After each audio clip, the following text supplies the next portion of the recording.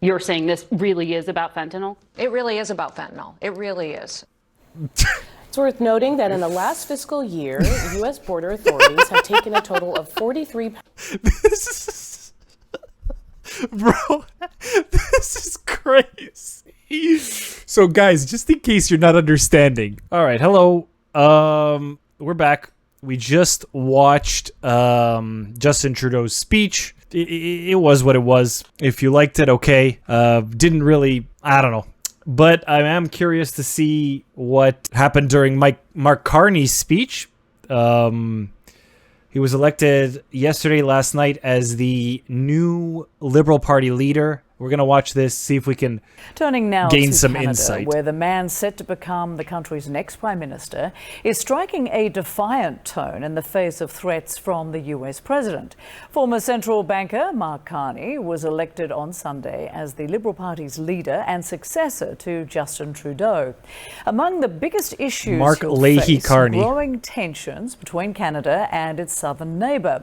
On Sunday, he slammed the Trump administration's tariff plans and vowed to keep retaliatory tariffs on the US until, quote, the Americans show us respect. Okay. America is not Canada. And Canada never, ever will be part of America in any way, shape, or form. Okay. I like that. Look.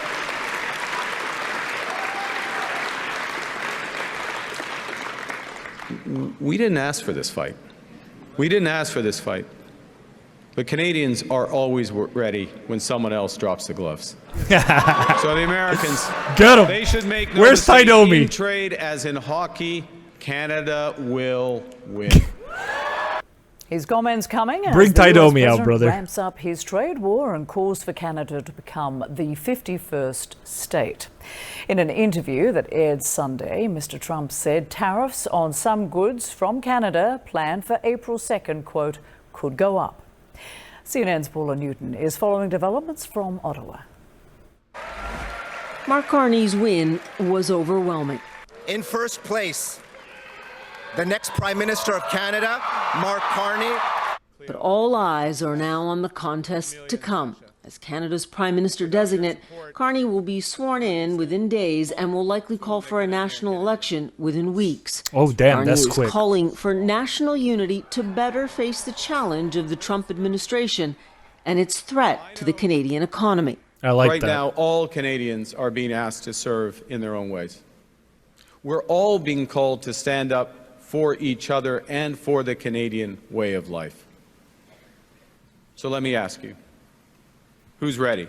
Carney is a political novice, a former central bank governor in both Canada and England, a former investment banker with Goldman Sachs, an economist with a hockey goalie pedigree from his days at Harvard.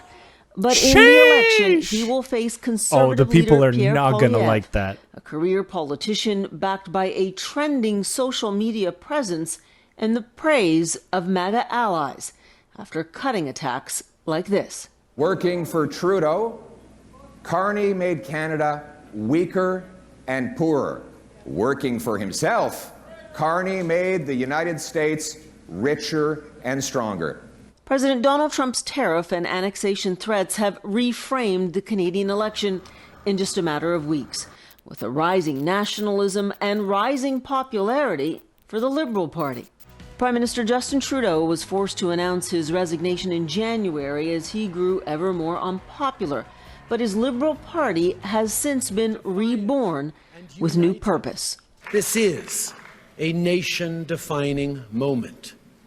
Democracy is not a given. Freedom is not a given. Even Canada is not a given.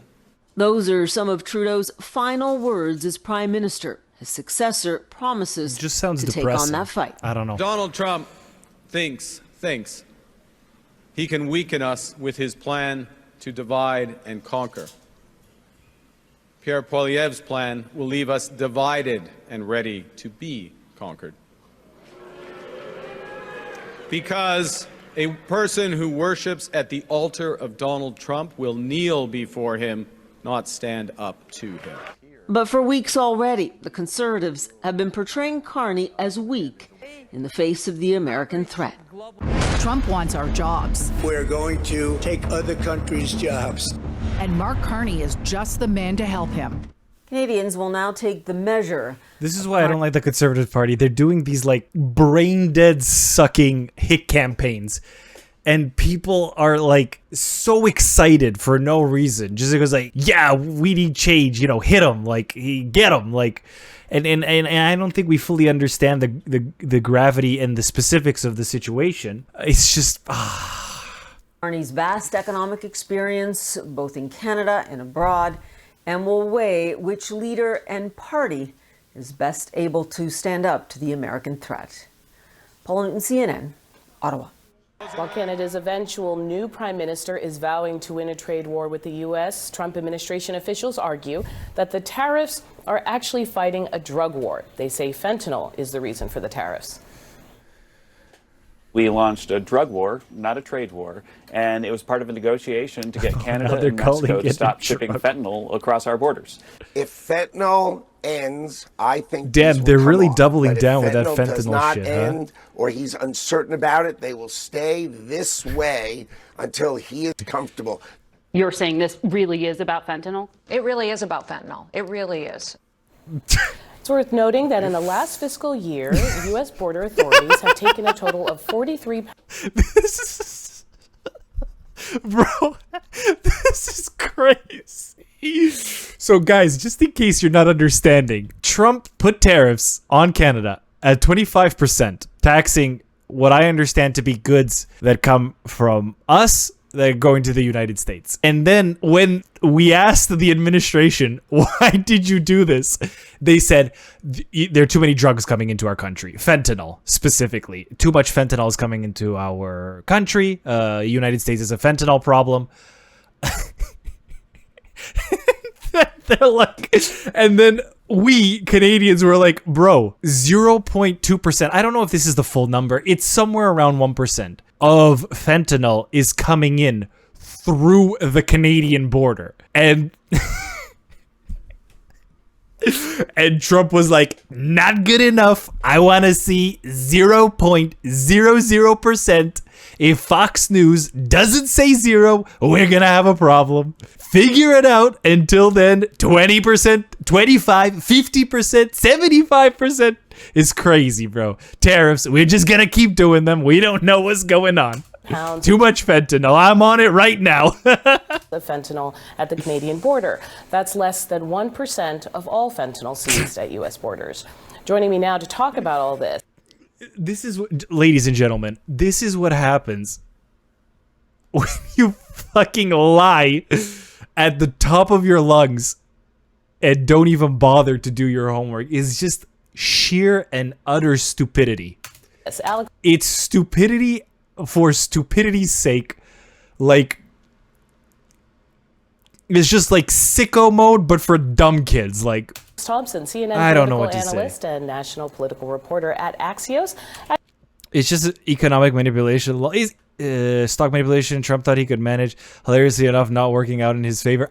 You would think so, right? You would think, yeah, like, bro, he's doing what I'm doing with my YouTube channel. He's just throwing shit at a wall and hoping shit sticks. But I'm running a YouTube channel, so like, that's what you do. This guy's running a fucking country. He's running the country the same way I'm running my YouTube channel right now. Like, let that sink in.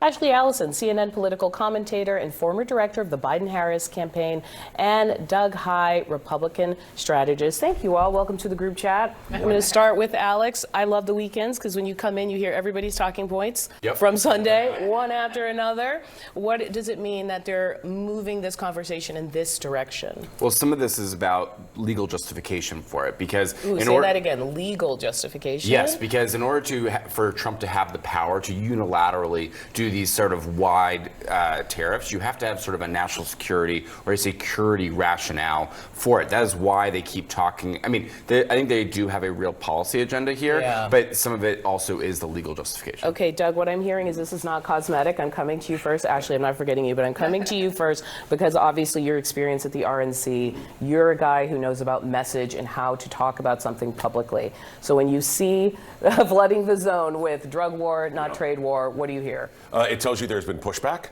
and they're trying to find new ways to talk about it. And to Alex's point, it's legal. It's also political. That's why we saw the 3 cabinet members all saying the exact, not sort of things, the exact same words. We're going to hear fentanyl more and more, regardless of what those numbers are. Clearly, fentanyl is coming in massive numbers from the Mexican border. I just crossed the border, did the land crossing over the summer, and you can see just when you're just 10 feet over on the Mexico side. Bro, Mexico's probably like, guys, wait a minute. Why didn't we think of crossing fentanyl through the Canadian border?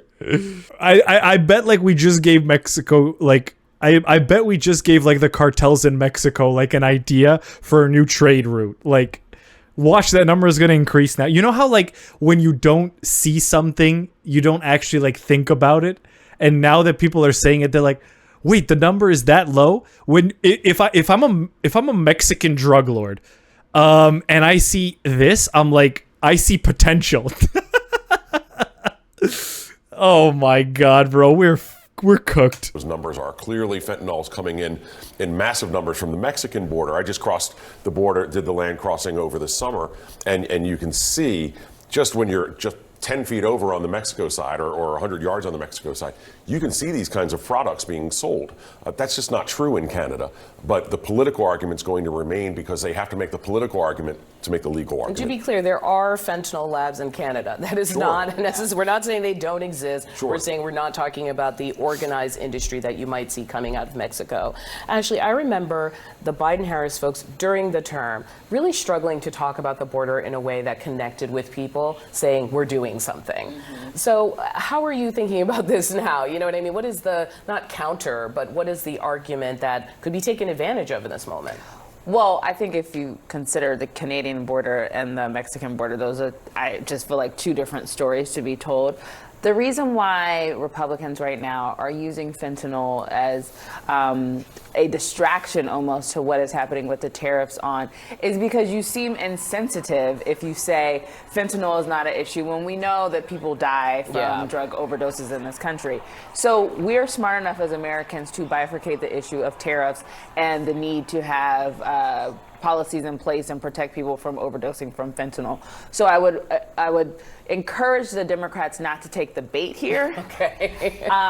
And counter it and be compassionate to folks who are experiencing drug crises in their communities while also saying we want eggs to be cheaper. Okay, so we are not just nerds into tariffs.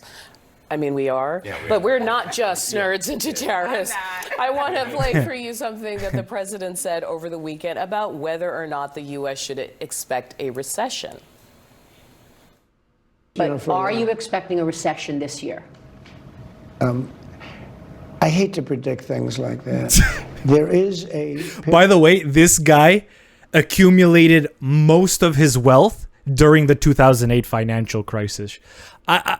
This guy, as a real estate developer, loves recessions. If you're an intellectual real estate developer, a patient real estate developer, and you see a recession, you see dollar signs. You see ultimate potential. Period of transition, because what we're doing is very big. We're bringing wealth back to America. Recession is great for corporate gain. Poor people are at their weakest, they're vulnerable, and you can easily swindle them when that happens. That's a big thing.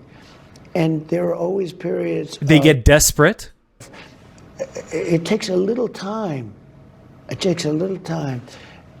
But I think it should be great for us. Jump ball on great for us or a period of transition? Which phrase strikes your fancy? Well, this was a case in which the talking points were not all in unison because you had Commerce Secretary Howard Lutnick on Meet the Press predicting that there would not be a recession. Yeah. And so they were not... Like, categorically, Yes, it'll exactly. be tape played back to you later if it turns out the Yeah, other way. but they've all sort of said that they expect the tariffs to be disruptive. But this is also what they ran on. And they believe that, given the last 30 years of what they call like sort of the hollowing out of the industrial base, that this is about trying to get back to that or address that.